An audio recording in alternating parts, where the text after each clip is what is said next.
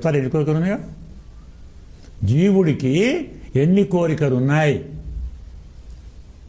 అన్ని రూపాలు ఆయనకు. అంటే ఒక్క మాట చెప్పాలంటే మనకున్న కోరికలే ఆయన రూపాలు. కొందరికి పరమాత్మ అమ్మలాగా కనబడాలి అంటాడు, అమ్మ అంటుంది, అమ్మవారు అంటాం. కొందరు నాన్నలా కనబడాలి అంటారు, నాన్న అవుతాడు.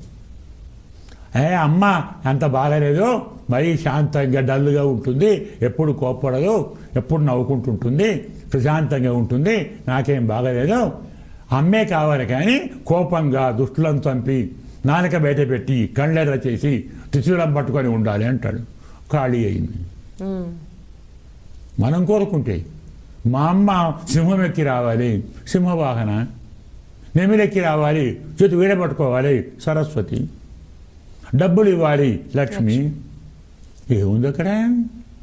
మన కోరికలే భగవంతుడి రూపాలు.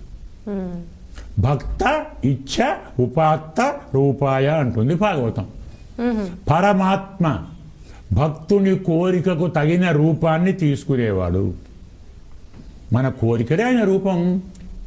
ఒక మహానుభావుడు భక్తుడు తపస్సు చేస్తున్నాడు స్వామి గురించి. వచ్చాడు స్వామి. ఎలా వచ్చాడు? రాముడిగా వచ్చాడు, ధనస్సు పట్టుకొని వచ్చాడు.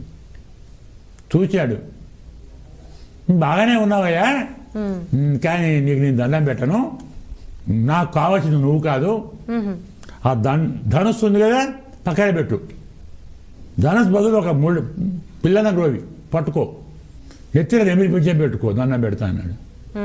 రాముడు దేవుడు కదా, నాకు నచ్చలేదు, నాకు కృష్ణుడు నచ్చాడు, నాలా కనపడు.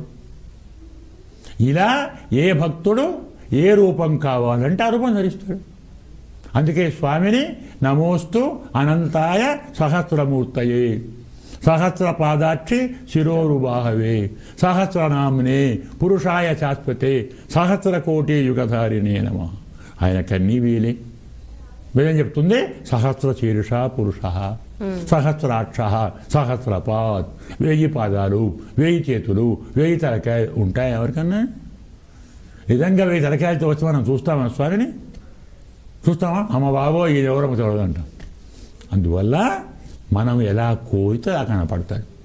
అనంత రూపాలు, పరమాత్మ రూపాలు అనంతము, భక్తుని కోరికలు అనంతము. నాకే కోరిక లేవు అంటే భక్తుని భక్తి అనంతము, పరమాత్మ రూపాలు అనంతము. దానికి లెక్క లేదు, లెక్క పెట్టలేము. అది సమాధానం.